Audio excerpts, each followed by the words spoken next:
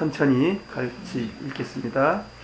게바가 안디옥에 이르렀을 때에 책망할 일이 있기로 내가 저를 면책하였노라. 야고보에게서 온 어떤 이들이 이르기 전에 게바가 이방인과 함께 먹다가 저희가 오매 그가 할례자들을 두려워하여 떠나 물러가매 남은 유대인들도 저와 같이 외식함으로 바나바도 저희의 외식에 유혹되었느니라. 그러므로 나는 저희가 복음의 진리를 따라 바로 행하지 아니함을 보고 모든 자 앞에서 게바에게 이르되 네가 유대인으로서 이방인을 쫓고 유대인답게 살지 아니하면서 어찌하여 억지로 이방인을 유대인답게 살게 하려느냐 하였노라. 우리는 본래 유대인이요 이방 죄인이 아니로되 사람이 의롭게 되는 것은 율법의 행위에서 난 것이 아니요 오직 예수 그리스도를 믿음으로 말미암는 줄 아는 거로 우리도 그리스도 예수를 믿나니 이는 우리가 율법의 행위에서 아니고 그리스도를 믿음으로써 의롭다함을 얻으려 함이라. 율법의 행위로서는 의롭다함을 얻을 육체가 없느니라. 만일 우리가 그리스도 안에서 의롭게 되려 하다가 죄인으로 나타나면 그리스도께서 죄를 짓게 하는 자냐? 결코 그럴 수 없느니라. 만일 내가 헐었던 것을 다시 세우면 내가 나를 범법한 자로 만드는 것이라. 내가 율법으로 말미암아 율법을 향하여 죽었나니 이는 하나님을 향하여 살려 함이니라. 내가 그리스도와 함께 십자가에 못 박혔나니 그런즉 이제는 내가 산 것이 아니요 오직 내 안에 그리스도께서 사신 것이라. 이제 내가 육체 가운데 사는 것은 나를 사랑하사 나를 위하여 자기 몸을 버리신 하나님의 아들을 믿는 믿음 안에서 사는 것이라. 내가 하나님의 은혜를 패하지 아니하노니 만일 의롭게 되는 것이 율법으로 말미암으면 그리스도께서 헛되이 죽으셨느니라. 이 성경이 갈라디아에서 핵심입니다. 그러니까 갈라디아서 1장서부터 6장까지에서의 제일 중요한 핵심입니다. 이게 그러니까 주제입니다. 갈라디아서는 요 일이 우리 삶 속에 이루어지기 위해서 이제 갈라디아 서신이 만들어진 거예요. 뒤쪽에서 보면 이 율법과 은혜를 계속 변증론법적으로 계속 이끌어가 주는 거예요. 아브라함의 믿음도 끌고 왔다가 사라도 끌어들였다가 구약에 있었던 일들과 이런 것들을 자꾸만 끌어들여서 이런 그러니까 그리스도께서 내 안에 살아야 되는 그 일을 계속적으로 보증해 주는 거예요. 지금 그 증명해 주는 건데 맨 처음에 1장에서는 뭘 얘기하냐면 문제를 얘기한 거거든요. 이러이러한 문제인데 그 문제를 해결하기 위해서는 이렇게 살아야 되는데 그 살기 위해서는 이러이러한 도구가 필요하다라고 이제 3장서부터 설명을 쭉 하는 거예요. 그래서 이 갈라디아서를 우리가 꼭 공부를 해야 된다고 이제 말씀을 드린 이유가 바로 그거예요. 갈라디아 속에서 신앙생활의 모토가 되는 것이 다 들어있어요. 그러니까 성화되는 내용이 갈라디아서 다 들어있습니다. 그리고 율법에서 어떻게 해방돼야 되는지, 율법이 무엇인지, 율법이 왜 우리에게 모함선상이라고 말하는 건지. 그러니까 율법은 폐기론이 아니라 율법은 옹립하는 거예요. 완성되고 이루어져 나가는 것이지 폐기되는 것이 아니라는 거. 근데 구원받았다는 사람들은 율법을 뛰어넘어서 끝난 거로 생각하고 폐기 처분한 거로 생각해요. 구원파에서 가르치는 복음이 문제가 있는 거예요. 그거는. 그러니까 생활 속에서 나오는 죄를 정리할 줄을 몰라요. 요한 1장 9절을 부인하는 사람들이에요. 죄가 없으니까. 죄 얘기를 하면 구원받지 못했다고 말을 해버려요. 거긴 그들만의 교리를 또 만들었어요. 얼마나 위험한 교리인지. 성경은 이런 거예요. 구원은 완전한 구원을 우리가 받은 것은 맞다. 새 생명을 받을 때 다 받았지만 그는 시공간을 초월한 주님이 보시는 입장이고 우리는 이 땅에서 육체를 가지고 사는 사람들은 뭐냐면 남아있는 거예요. 육체의 때를 살아가는 일이 남아있는 거예요. 그걸 갖다 고난이라는, 뭐 어떤 고난이냐? 우리는 의를 이룰 수 없는 육체를 가지고 있어요. 그래서 주님이 필요하다는 거예요. 주님이 해놓은 거 잠깐만 갖고 와야 된다는 거예요. 십자가에서 해결해 놨던 것을 가져오지 않고서는 죽음이, 주님 앞에는 완전한 죽음이 이루어졌지만 우리의 생애 속에서는 날마다 죽는 일이 이루어져야 된다는 거예요. 그걸 사도 바울이 우리 구원받은 그리스도인들에게 가르치고 있는 말씀이에요. 그래서 그 말씀이 얼마나 중요하냐면, 그래서 여기 갈라디아서 이제 우리가 2장 본 내용 중에서 게바가 안디옥에서 구원받은 사람으로서 이제 설교를 했단 말이에요. 구원받아도 이렇게 살아야 된다고. 더 중요한 건 바나바도 미혹됐다고 하는 거예요. 바나바는 뭐예요? 바울하고 이방인의 사도로서 복음을 전하는데도 불구하고 미혹됐다는 건 뭐냐면, 게바는 지금까지도 바울하고 복음 전하는 메시지가 지금 부딪히고 있는 거예요. 지금 부딪힌다고. 바울은 율법을 지킴으로 의롭게 될 수 없다. 그러니까 율법을 지킨 것이 아니다. 이렇게 가르친 거고, 베드로는, 게바는, 그러니까 이방인에 있는 회당에 와가지고는, 베드로는 유태인의 구원받은 사람들에게 선민으로서 율법을 받은 사람으로서 예수 그리스도를 통해서 구원받았지만 율법을 이루면서 의를 이루어야 된다라고, 그러니까 구원을 받았지만 생활 속에서 율법을 지켜야 된다고 가르치는 사람들이에요. 자, 여기서 제일 중요한 내용이에요. 베드로는 구원받은 이후에 유태인들에게 뭐라고 말하냐면, 너희들이 구원받았냐? 율법을 지켜라. 이렇게 말한 거예요. 바울은 구원받은 유태인들이나 이방인들에게 뭐라고 말했냐면, 너희들 구원받았냐? 율법을 지킴으로써 의로워지는 건 아니고 율법이 지켜지는 것이다.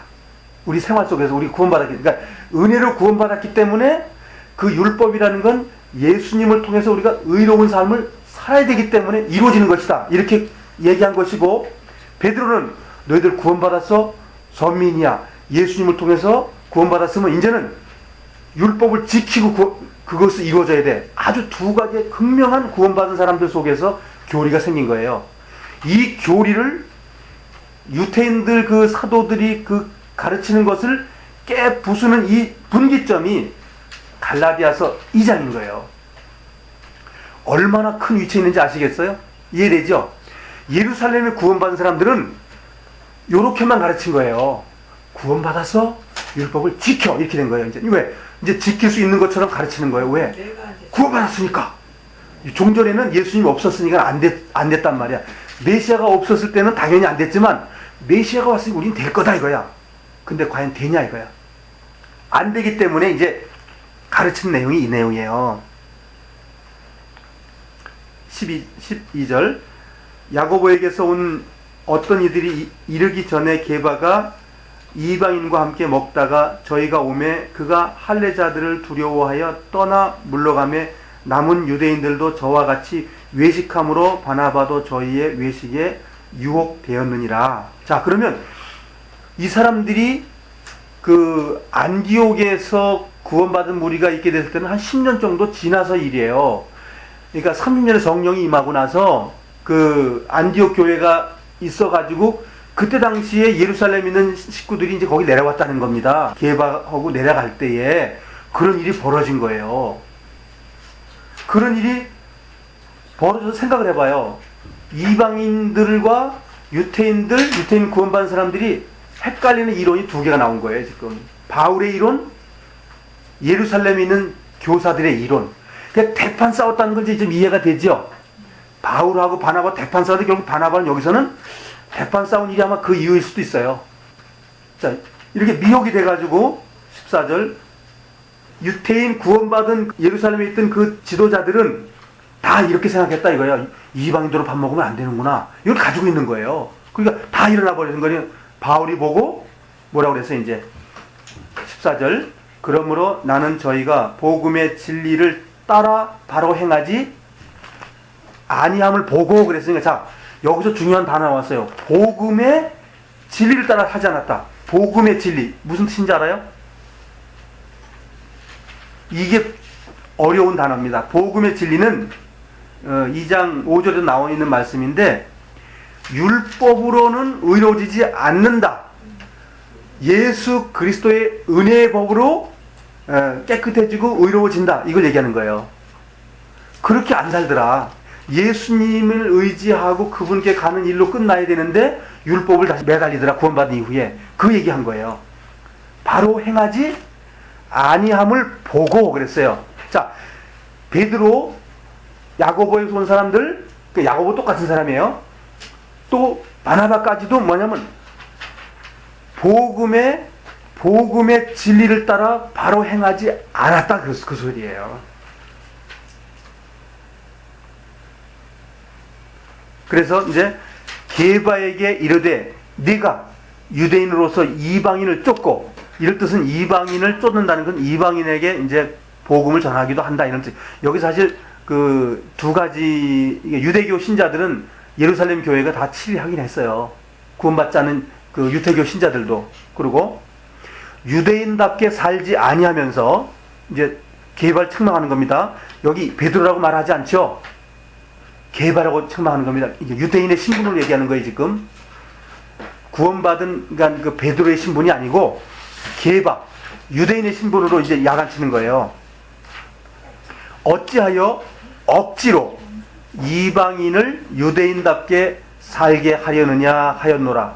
그러니까 게바가 안디옥 교회에 와가지고 그렇게 했다는 겁니다. 그러니까 같이 밥만 먹다가 도망간 것이 아니고 그렇게 설교하고 그렇게 했다는 거예요. 가르쳤다고 했으니까는 그걸 가르친 거예요. 그러니까 그리스도의 복음으로 가르치지 않았고 유대인의 복음으로만 가르쳤다 그 얘기예요.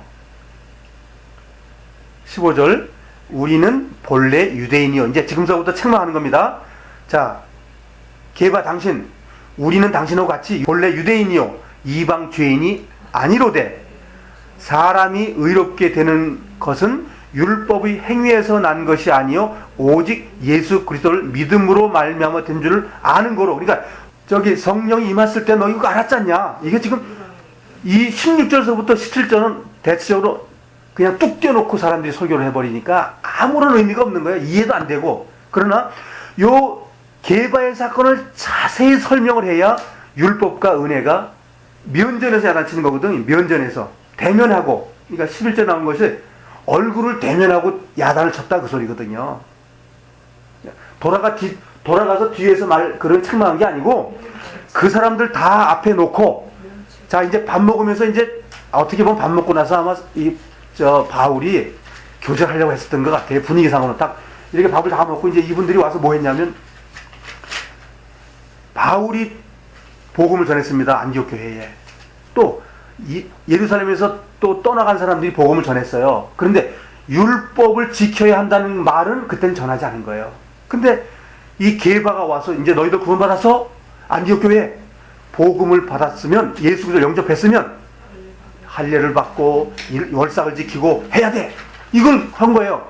그러니까 바울이 받은 게 뭐예요? 이방인의 사도로서 그거 아닌 거 알았잖아요. 그러니까 모아놓고 뭘 했어?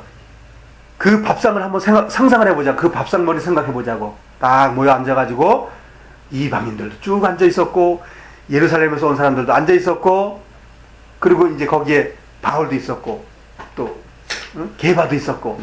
그런데 야고보에서 오는 예루살렘 사람들이 온다고 그러니까 야고보가 말하자면 여기서 이 말씀으로 보면 굉장히 율법주의적인 사람이다 이거예요.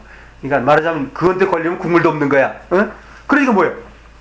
다 일어나 도망가 버려. 나 같이 밥 안 먹었어. 그 외식을 보고 바울 속에 역사하시는 하나님께서 즉시 답을 한 거야. 이제 바울의 책망이 아니고 주님의 책망이었단 말이에요. 그러면서 그 말씀이 이제 이 깨달아지고 그 말씀이 성령께로부터 나온 말씀이 뭐냐면 16절, 17절이 나온 거예요. 그래서 요 내용을 잘 분석을 해야 돼요. 우리가 요 내용이 무엇인지를 알아야 21절까지 깨달아지는 거예요. 그러니까 베드로, 바울 요 식탁에서 밥 먹다가 외식한 걸 깨달아야만이 그걸 통해서 바울을 통해 가지고 율법과 은혜와 그걸 설명하는 거예요. 그렇게 이 설명이 이루어져야 우리가 아멘하고 깨달아지는 거예요. 그러니까 어느 때는 누구나 율법을 얘기했다가 어느 때는 은혜를 얘기했다가. 그런데 성경은 그 헷갈리지 않는 그런 열쇠를 어디다 뒀냐면 식탁에서 이루어진 그 사건을 가지고 주님은 키를 열어주신 거예요. 면책하면서부터 주님께서 설명해 준 거예요. 이제 설명이 그거잖아 이제. 16절. 사람이 의롭게 되는 것은 율법의 행위로 난 것이 아니요. 사도 지금 게바도 알고 유대에서 온 교사들도 알고 선지자도 거기 있었습니다. 선지자도 와서 있는 거예요 거기에. 이제 요걸 이제 좀 생각을 해보자고요. 사람이 의롭게 되는 것은 율법의 행위에서 난 것이 아니요. 그러니까 게바가 얼마나 계면적겠냐고. 그거 아니야?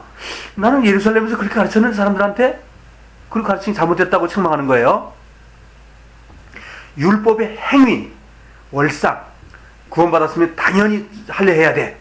뭐 이런 것들. 오직 그거 아니고 예수 그리스도를 믿음으로 말미암는 줄 아는 거로. 자, 그때 당시에 성경이 없었으니까 잘 생각해 보세요. 그리스도가 뭐죠? 그리스도. 이것 단어를 끊어서 설명해야 돼. 그리스도. 메시아 그리스도 같은 말이에요.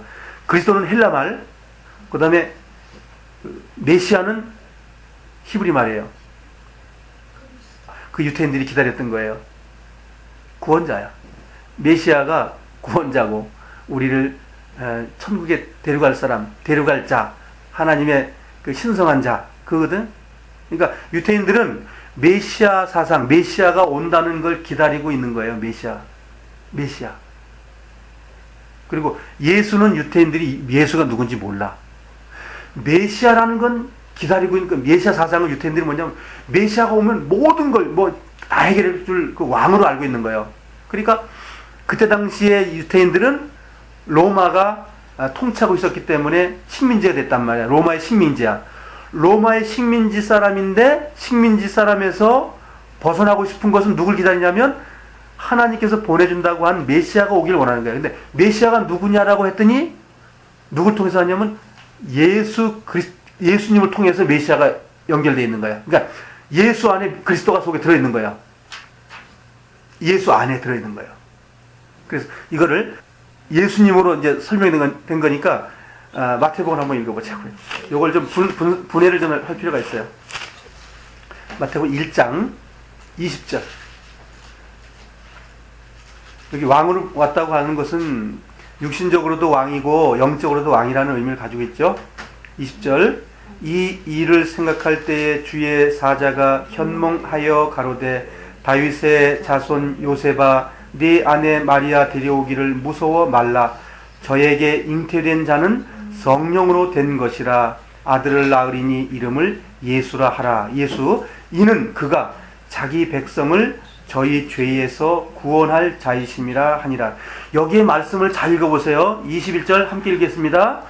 아들을 낳으리니 이름을 예수라 하라. 이는 그가 자기 백성을 저희 죄에서 구원할 자이심이라. 유대인은 이렇게 생각해요. 우리 유태인만 구원할 거야, 죄를. 근데 여기는 성령이 말할 때 여기는 온 인류를 얘기하는 것이지 유대인만 얘기하는 거예요. 요셉은 그렇게 생각했을 거예요. 우리 유태인만 구원해 주는구나 이렇게 생각했을 거라고. 근데 여기 성경은 뭐라고 얘기하냐면 저희 백성이 유태인만이 저희 백성은 아니에요. 이방인도 하나님의 백성이에요. 그러니까 저희 죄에서 구원할 자이심이라. 예수는 저희 죄에서 구원할 자라고 돼 있고 그리스도라는 건 뭐냐면 기름 부음 받은 자라는 뜻이에요. 기름 부음 받은 자. 하나님이 인정한 자. 그 기름 부음 받은 자가 하야 될 속성이 뭐냐면 죄에서 구원해주고 철창을 다스리고 그 택한 백성을 영화롭게 만들고 그렇게 하는 거예요. 그러니까 예수와 그리스도 따로 띄어서 하면 안 되는 거예요. 그러니까 그리스도가 예수고 예수가 그리스도예요. 저기 따지면 예수님의 행위와 메시아라는 그러니까 메시아 속에 예수님의 행위가 일부분 들어가 있는 거예요. 그러니까 그리스도가 더 큰 것이고 예수가 적은 거예요. 역할이.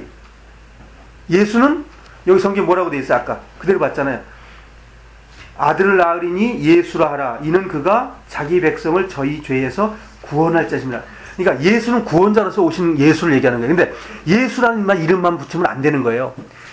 그리스도, 예수 그리스도 이렇게 같이 두 개를 붙여서 말을 해야 돼요. 즉 말하자면 메시아가 온다고 했던 것 속에 플러스, 그러니까 메시아 플러스 예수라는 걸 함께 붙여야 돼요. 그래야 하나님의 말씀이 완성이 되는 거예요. 그렇게 됐기 때문에 그분을 통해서 구원이 이루어진다는 거예요. 의가 이루어진다는 거예요. 그래서 베드로와 같이 밥상머리에 앉았던 사람들은 아는 고로 그랬어요. 안다 이거예요. 그분을 통해서 성령이 임했고 구원이 이루어졌다 이거예요. 이제 그네들이 아직 이루어지지 않았다는 건 뭐냐면 만왕의 왕으로 오는 건 아직 안 이루어진 것은 후에 깨달을 일이라고요. 우리도 그리스도 예수를 믿나니, 그렇게 됐기 때문에 우리도 그리스도 예수를 믿나니 한 거는 이건 바울을 얘기하는 겁니다. 바울을. 우리도 그리스도 예수를 믿나니. 그러니까 종전에는 율법을 가지고 지켜야 구원받는다라고 말한 사람들은 너희들이 알았지? 그렇게 알았다고 말했고, 우리도 그리스도, 그러니까 우리도라고 말하는 건 이건 바울에게 속한 사람들 얘기하는 거예요. 바울에 속한 사람들. 우리도 그리스도 예수를 믿나니, 그걸 믿는다. 그렇게 된 것은, 이는 왜 그러냐면, 우리가 율법의 행위에서 아니고 그리스도를 믿음으로써 의롭다함을 얻으려 함이라.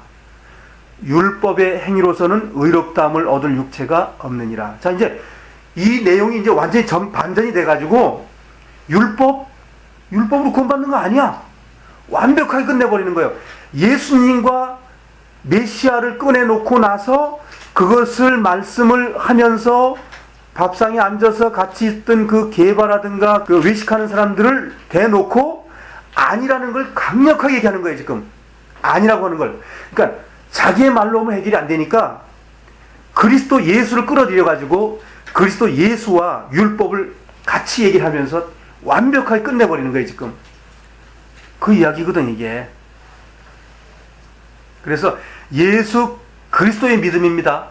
예수 그리스도의 믿음으로 되는 거예요. 킹제임스 성경에서는 예수 그리스도의 믿음으로 이렇게 돼 있어요. 그러니까 그게 굉장히 정확하죠. 그러니까 율법과 예수 그리스도 두 개를 딱 놓고 시작하는 거예요. 율법은 게바가 주장했고 그렇게 해서 우리가 깨끗해지고 의로워지는 삶을 사는 거야 하고 얘기했고, 바울은 아니야, 그거 아니고 예수 그리스도의 믿음으로 은혜의 삶으로서 우리가 살아간다. 구원받은 사람은 그 성화의 이야기를 여기서부터 시작하고 있는 거예요. 17절 율법이 행위로서는 의롭다함을 얻을 육체가 없느니라. 자, 여러 형제들이 밥 먹어서 그랬을 거예요. 우리가 구원받아도 그 율법을 우리가 지켜야 됩니다. 할례를 줘야 됩니다. 이방 사람들에게 막 얘기하는 거야. 월삭도 지켜야 되고 구원받았기 때문에 성령 받았으니까 그래야 됩니다. 이렇게 말하고 있는 거예요. 근데 이제 바울이 이제 얘기하는 거예요. 바울이 얘기하는 거예요. 그러면서 그리스도를 이제 다시 끌어들여가지고 율법과 그리스도를 대비시켜 놓고 율법의 행위로는 의롭다함을 육체가 없습니다. 그러니까 뭐야?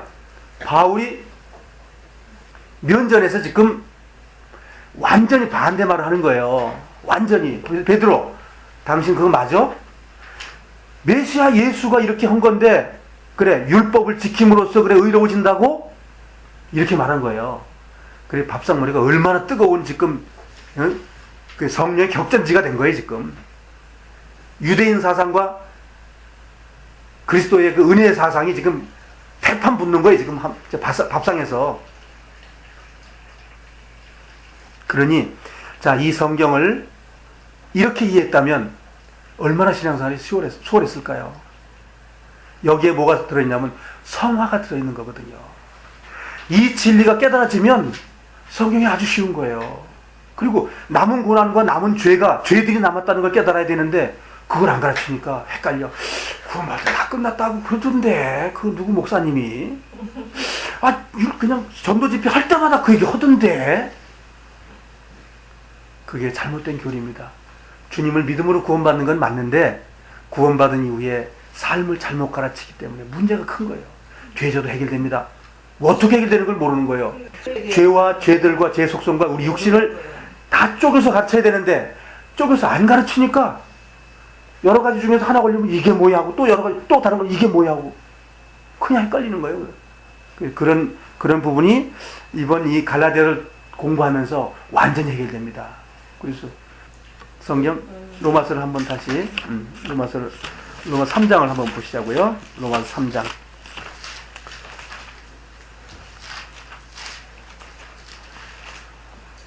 로마서 3장 19절입니다. 로마서 3장 19절.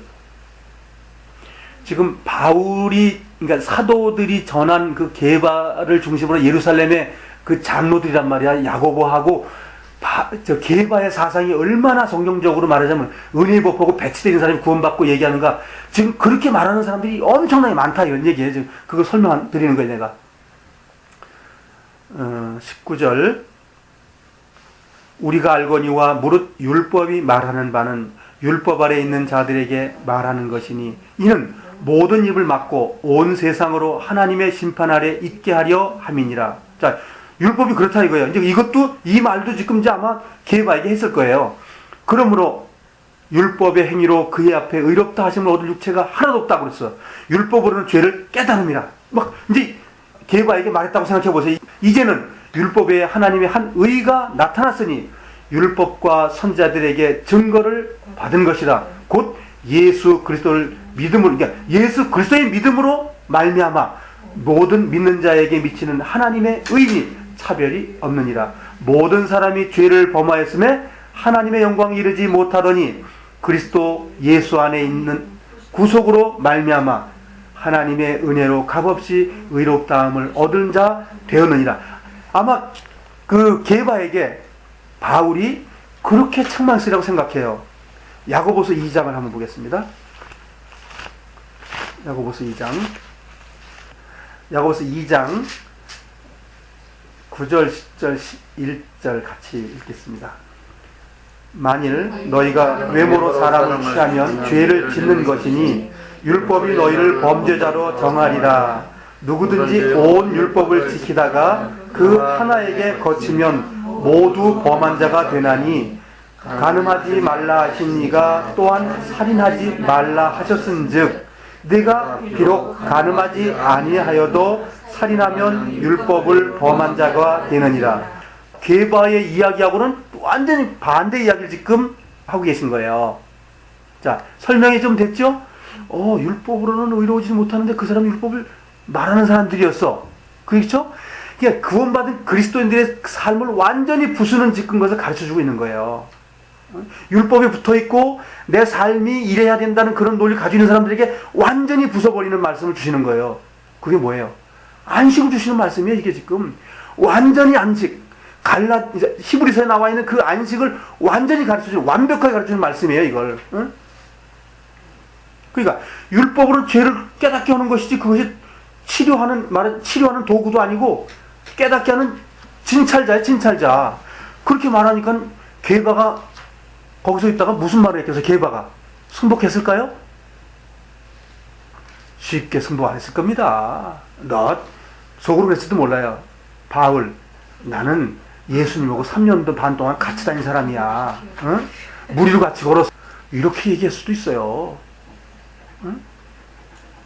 그렇기 때문에 성경을 자세히 보면 주님께서 가르쳐 준다니까요. 우리 마음속에. 근데 주님 위에 살고자 하는 사람에게 열려주는 거예요. 이 교제도 마찬가지예요. 같이 말씀 들었다고 해서 이게 해결되냐? 아니에요. 주님 앞에 살고자 하고 정말 주님, 이 육신 주님 겁니다. 주님 것으로 내 살아가는데 주님의 영광을 위해 살고 싶습니다. 그런 사람에게 말씀이 와서 배기는 거예요. 그게 말씀에 빛을 비추는 거거든요.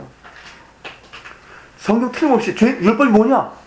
죄 깨닫게 하는 것이야. 게바에게. 그러니까 게바가 아니야. 그 거룩한 말씀을 그렇게 말하면 돼? 지켜가지고 이루어져야지. 구원받아도 게바는 그렇게 말하는 사람이다 이거야. 유태인들에게 말은 다 그 말하면 다 이해가 되는 거예요. 근데 이방인들에게 그렇게 말하면 사도 바울은 막 항거하는 거예요. 아니라고 주장하는 거예요. 그래서 율법 다 지키다 하나만 빠지면 죄인 된다. 그러면 예수 그리스도 믿은 사람들이 그러면 온전치 못했다는 거냐? 율법이 그러면 엉터리냐? 이렇게 바울은 그 말을 갖다가 정확하게 얘기해 주는 거예요. 그러니까 율법으로 해도 안 된다고 예수님이 말한 거 아니냐? 그러면서 율법을 완전히 해부해 주시는 거예요. 바울이 율법을 완전히 해부해 줬기 때문에 우리가 안식할 수 있는 거예요. 근데 그것이 없고 구원받아도 율법 지키면서 의로워져야 된다 그러면 어떻게 돼? 다 죽어야 되는 거예요. 다 끝난 거예요. 구원도 완성이 되지 않는 것이고.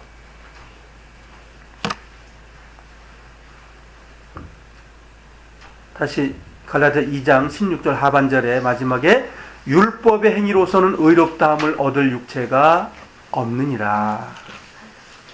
자, 여기 그냥 이렇게만 읽지 말고 게바와 그 일당들이 옆에 있다 이렇게 생각하고 읽어보자 이거예요. 에? 그러면 이해가 굉장히 쉬워집니다. 성경은 상황전개로다. 주님께서는 어떤 거든 예수님이 이 땅에 3년 반도 공생할 때도 항상 상황을 설명하셨어요. 비유, 어떤 여건, 그런 그네들이 살아가 있는 그런 관습, 이런 모든 걸 가지고 설명했기 때문에 성경을 보실 때 문자적으로 보시지 말고 주변 상황을 다시 끌어올려 보세요. 그러면 깨달아져요. 응? 율법의 행위로는 의롭다함을 얻을 육체가 없느니라. 아마 게바가 그래서 그냥 가슴이, 게바가 얼마나 급한 사람이야. 어쩌자고? 응? 이렇게도 했을지 몰라요. 응? 그렇지 않겠어요? 왜? 야고보에서 온 사람들에게 아닌 척 하려고 하는 그 마음이 있는 사람이잖아. 나 율법 지키는 사람이야. 이렇게 항변하고 싶었던 사람이었거든요. 17절 만일 우리가 그리스도 안에서 의롭게 되려 하다가, 옆에 게바 옆에 놓고 말씀하는 겁니다. 만일 우리가 그리스도 안에서 의롭게 되려고 하다가 죄인으로 나타나면 그리스도께서 죄를 지게 하는 자냐? 자, 이제 의문사 준 거예요. 자, 아까 야고보서 얘기하는 겁니다. 이게 야고보서 얘기예요. 뭐? 다 지켜야 돼? 그래서 의로워지는 거예요? 그래. 10개 중에서 그래 10개명은 지키, 다른 거 다 내려놓고 10개명만 가지고 얘기하자. 10개 지키다가 하나만 가져가지고 살인했으면, 또 간음했으면 다 지키고 끝났는데 그 율법으로 된단 말이냐? 이 뜻이에요. 응? 이해가 될 겁니다. 이제 지금 이 상황 설명을 설명을 드렸기 때문에 이해가 되는 겁니다. 이제는 만일 우리가 그리스도 안에서 의롭게 되려 하다가, 이게 무슨 뜻인지 몰라. 구원받지 뭐 몇십 년 돼도 이게 무슨 뜻이냐, 이게 뭐야? 뭐 다들 그렇게 생각하셔요. 만일 우리가 그리스도 안에서 의롭게 되려 하다가 의인으로 나타나면, 그러니까 이 말의 뜻이 율법을 지킴으로 돼야 된다는 전제를 가져야 이 말이 이해되지, 그 말을 안 가지고 이게 밑도 끝도 이게 무슨 소린가 이렇게 되는 거예요. 만일 우리가 그리스도 안에서 의롭게 되려 하다가 죄인으로 나타나면 그리스도께서 죄를 짓게 하는 자냐? 결코 그럴 수 없느니라. 이게 안식이잖아요. 이게 안식 아닙니까? 그리스도 안에서 안식이에요. 그러면 그 안식을 어떻게 누려야 되느냐 하는 것은 또 우리가 성경을 통해서 배워야 되는 거예요.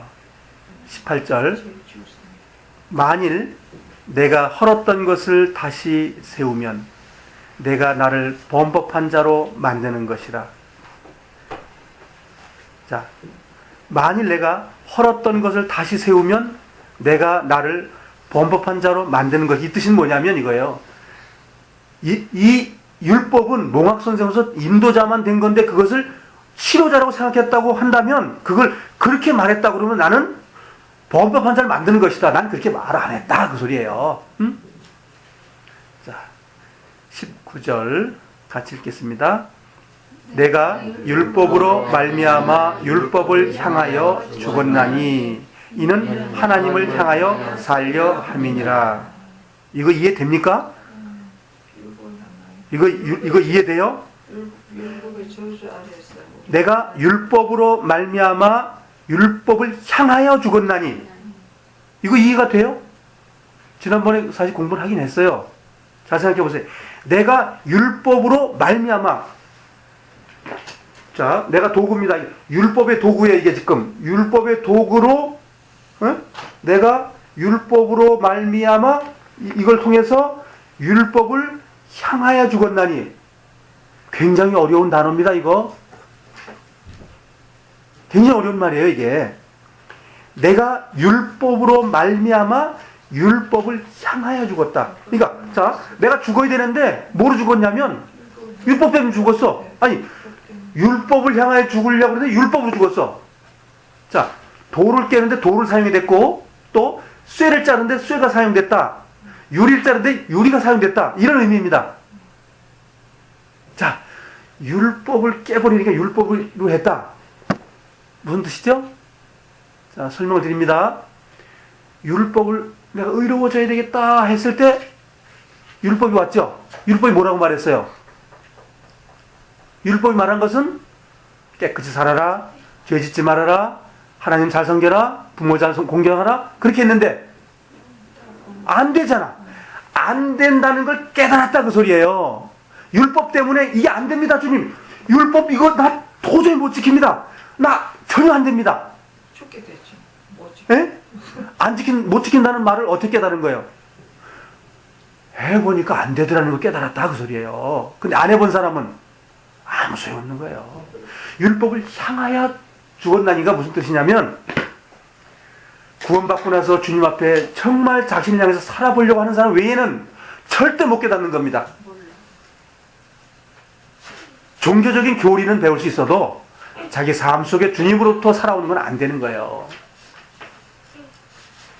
그래서 성경에 뭐라고 돼 있어요? 살고자 하는 자는 죽을 것이요. 그게 이루어지는 거예요. 예수님 말씀이 이루어지는 거예요. 살아보려고 하는데 안 됩니다, 주님. 아유, 나 죽었습니다. 그래서 율법에 예수님 통해서 한 번에 다 죽은 거예요. 그러니까 이러한 성경이 어려운데 그냥 읽는다고 해결되겠느냐고요. 성경에 나와 있는 것대로 말씀을 가르치는 자가 모임 안에 있어야 되는 거예요. 삐뚤어 가르치면 안 되죠. 성경대로 가르치는 그 우리의 교제가 필요한 거예요. 이 교제가 그럼 왜 있어요? 이걸 깨닫고 나면 이제 주님을 위해 살 수 있는 거예요. 죄 문제도 해결할 수 있는 거예요. 구원받지 못한 이방인들을 우리가 주님을 증거해서 구원받을 수 있는 거예요.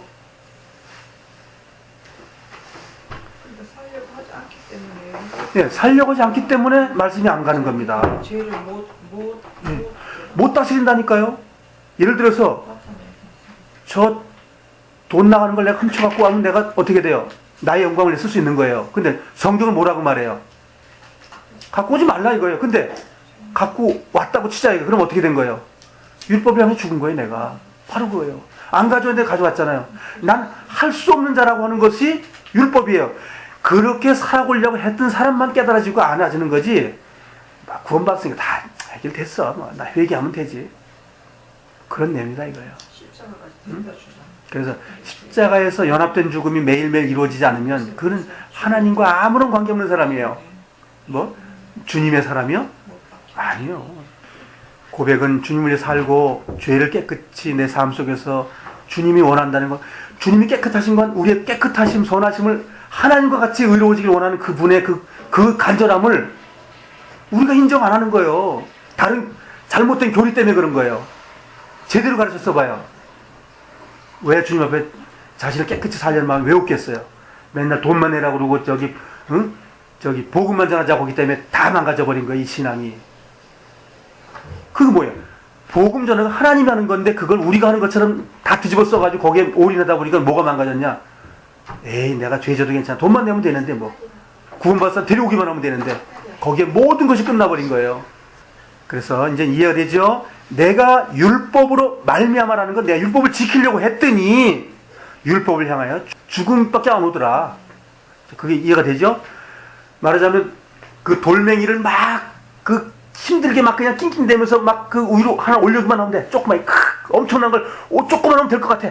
그래 조금 들었다 올려다가 그 다음에 뭐예요? 깔려 죽었다 그 소리예요. 이거. 비유가 되죠? 바로 그거예요. 그렇게 비유하면 제일 정확해요. 그 큰 돌에 깔렸어. 근데 좀 드니까 좀 들어져. 조금 드니까 이거 좀 벗어날 것 같아. 조금 더 하다가 이건 내가 돌을 들어서 팽개칠 수 있는 그런 돌이 아니구나. 거기서 모든 걸 내려놓고 주변에 있는 사람들이요, 나를 이 돌에서부터 건져 주시옵소서. 자기 포기야. 그게 죽은 거예요.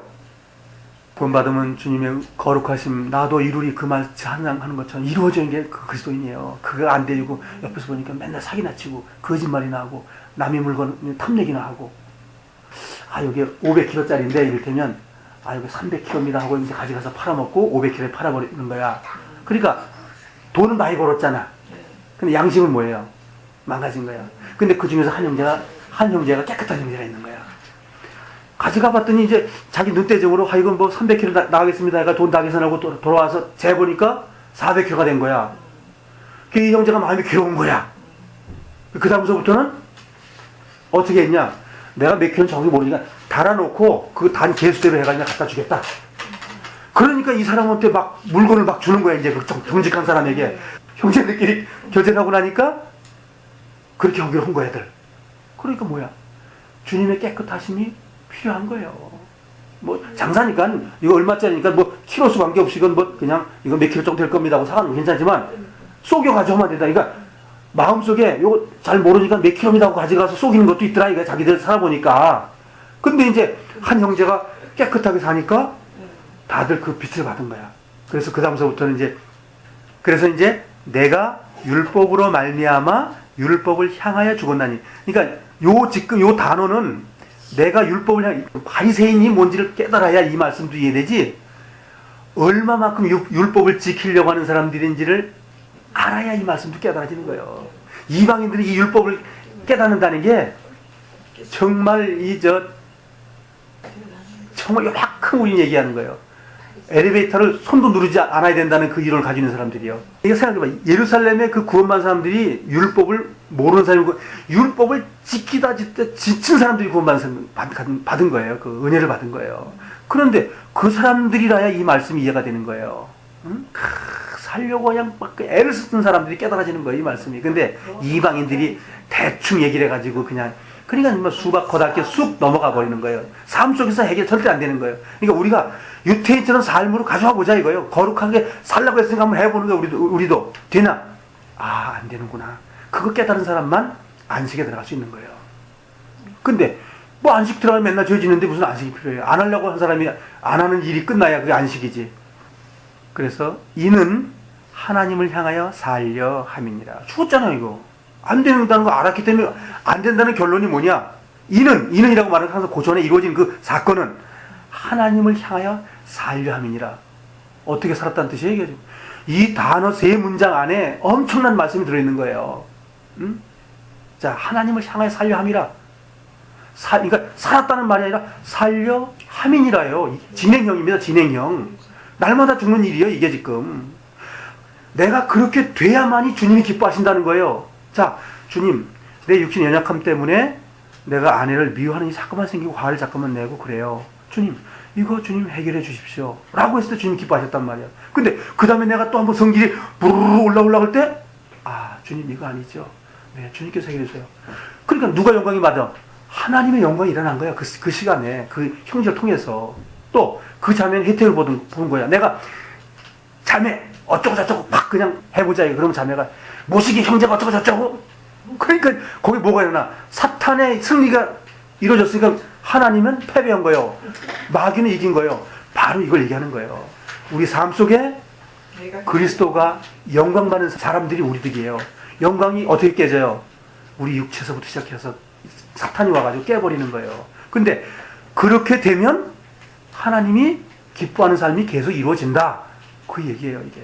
그리고 20절 내가 그리스도와 함께 십자가에 못 박혔나니 20절이 19절을 풀어주는 말하자면 19절은 문제고 20절은 답이요.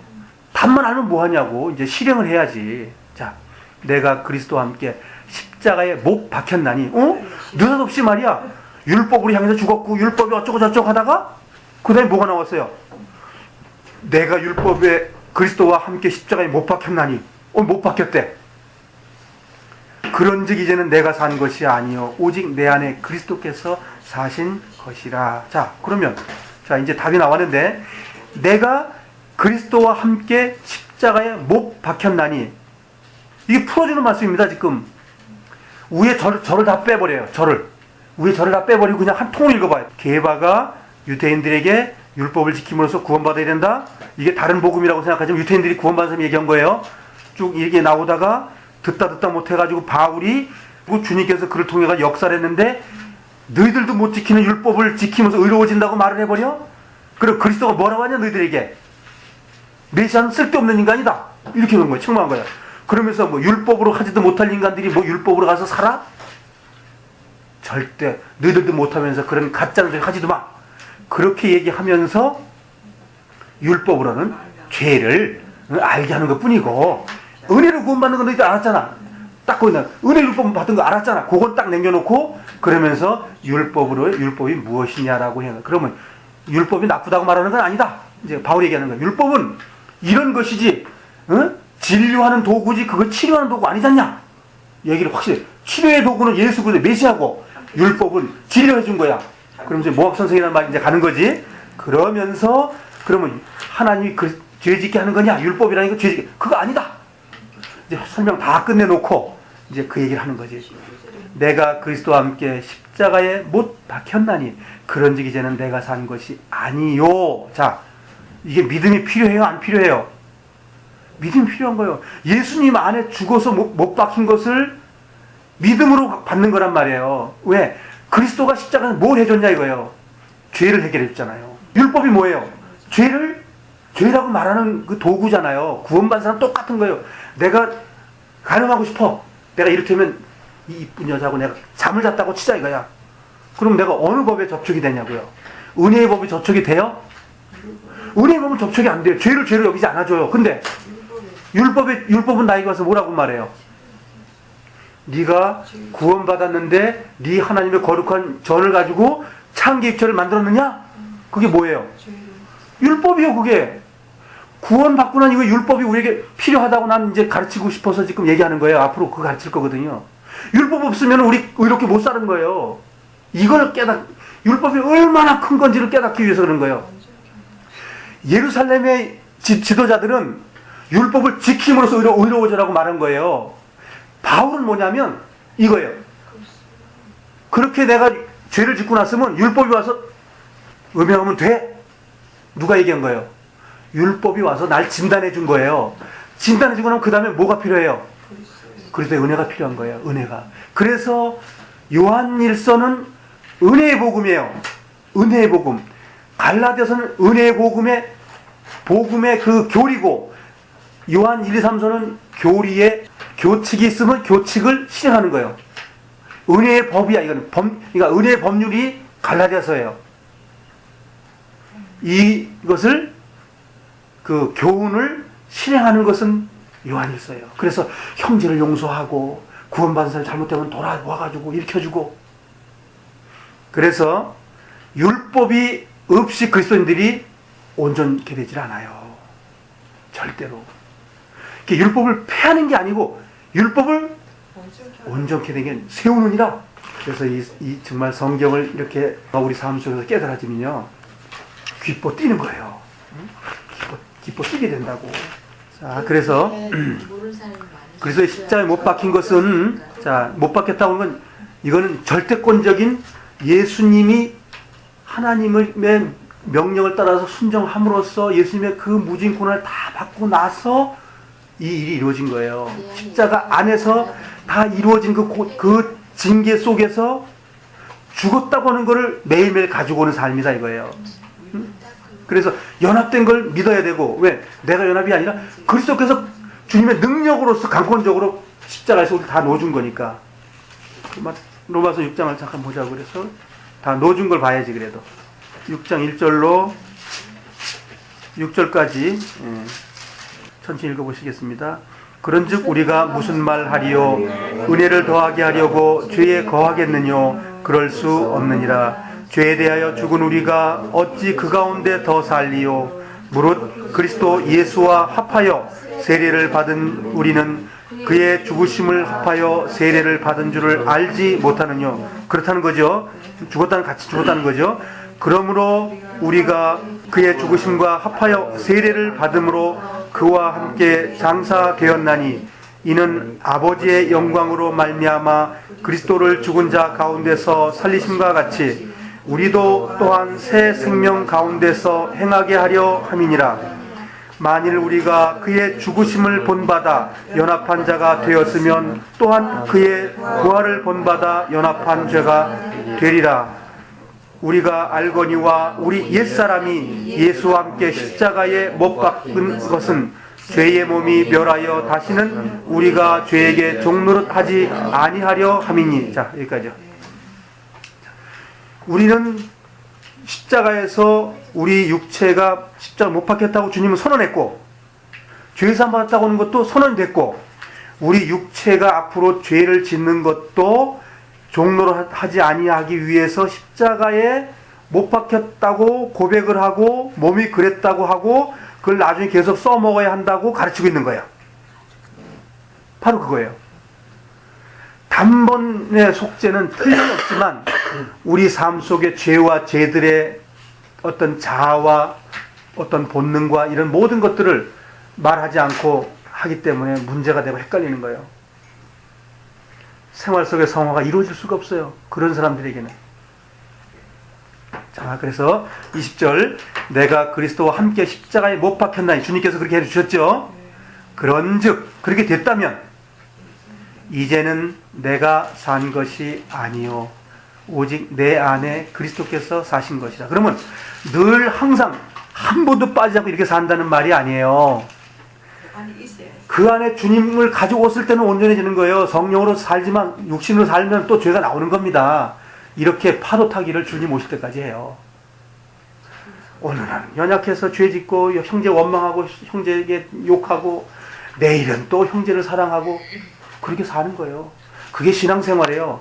그러면 육신을 통해서 육신을 해서 형제자매나 죄 짓는 건 육신의 영광을 받은 거예요. 그 영광 받는 건 완전히 주먹이 깨지는 것이고 내 육체를 통해서 고난받고 형제자매를 위해서 살았던 것은 그게 육신의 고난이었기 때문에 주님께서는 상급으로 천년왕국에서 보상해 주는 거예요. 이게 주님의 공의와 의예요, 이게. 그러니까 주님 앞에서 상급이 크니까 우리는 육신의 고난 받는 거예요. 내 성질 내려놓는 거예요. 내가 그냥 하고 싶지만 주님 원치 않으니까 내려놓겠습니다. 그거요. 오직 내 안에 그리스도께서 사신, 내 안에 그리스도가 어떻게 삽니까? 얘기해 보세요. 내 안에 그리스도께서 어떻게 살아요? 이것은 그리스도 영께 내가 맡깁니다. 그런 뜻이에요. 그리스도 영이 내 안에 와서 무슨 일을 하고 싶어 해요? 탄식하면서 죄를 끝내고 육신을 신뢰하지 않기를 원하시는 거거든요.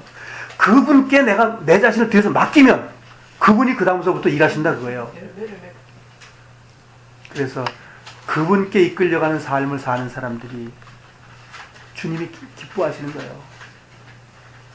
이제 내가 육체 가운데 사는 것은 나를 사랑하사 나를 위하여 자기 몸을 버리신 하나님의 아들의 믿음으로 사는 것이다. 예, 이게 답입니다. 그리스도의 믿음으로 사는 것, 그게 나를 부인한 거예요. 내가 날마다 죽는 거예요, 그게. 주님이 살아가는데 거기서 형제에게 욕하고 형제를 죽이겠어요? 주님이 그 속에서 살았는데 형제 사랑하는데 돈 안 내놓겠어요? 돈이 많은데? 형제 먹이고 싶지 않겠어요? 형제가 어려운 곳에 있는데 어려운 그런 상황인데 기도 안 하겠어요? 알았는데? 기도하는 것도 주님이 기도하는 겁니다. 그것이. 그리스도의 믿음입니다. 의는 믿음으로 살리라 했다는 것. 그러니까 믿음으로 믿음에 또 은혜 위에 은혜. 같은 말씀이에요. 구원받은 사람들은 그렇게 사는 거예요. 내 주변에 구원받은 사람이 없는데 구원받지도 못해서 있는데도 불구하고 관심을 안 갖는다. 그건 화인 맞은 거예요. 자기 엄마가 구원받지 않고 다 죽어내도 복음 전할 마음이 하나도 없어. 그게 뭐예요? 화인 맞은 거예요. 그분들은 장사하는 것밖에 몰라요. 얼마나 하나님 앞에는 책망이 많겠어요. 죽어가는 영을 보고도 마음이 안 아파. 예수님 이 땅에 오셔가지고 그렇게 살았는지 돌아보자고요. 애타가지고 영혼이 정말 구원받기 위해서 하나님의 심판에 얼마나 큰지 손이 잘라지대로 지옥까지 말아라. 눈이 빠질지언정 지옥까지 말아라. 그렇게 말씀하신 분이라고. 그럼 우리 그 마음을 가져야 되는 거예요. 구원받으면 그 마음이 있어야 돼요. 없으면 주님께 달라고 그래야 돼요. 내 어머니가 내 자식이 내 마누라가 지옥 가는데도 불구하고 관심이 없고 난 구원받으면 됐어. 그러고 살아요? 그거는 심판이 엄청 큽니다. 성경에는 자기 친족, 자기 가족을 돌아보지 아니하는 자는 이방인보다 더 악한 자를 했기 때문에 이방인 심판받는 것만큼 그 심판이 엄청 크다는 거예요. 돌아봐야 돼요, 우리는. 우리 주변에 어떤 분이 주님께로 향해 되는지, 그래서 어떤 사람이 주님을 맡고 싶어 하는 사람인지 우리는 돌아봐야 돼요. 한 영혼을 귀하게 여겨야 된다고요. 천억보다 귀하게 여겨야 된다고요. 구원받은 주님의 자녀들이 그렇게 살아야 된단 말이죠. 그게 그리스도의 이름으로 사는 사람들이에요. 내 이름, 내 입 말고 내 힘은 머리끝부터 발까지 더러워요. 주님의 것으로만 주님의 옷을 입고 나아가자 이거예요. 육신의 고난을 통해서 그 고난을 우리가 받자. 이 고난을 그걸 못 벗어나요. 고난을 우리가 받아야지. 고난을 벗어나려고 그러면 안 되는 거예요. 고난을 받아야 돼요. 주님이 원하는 거기 때문에 그래요.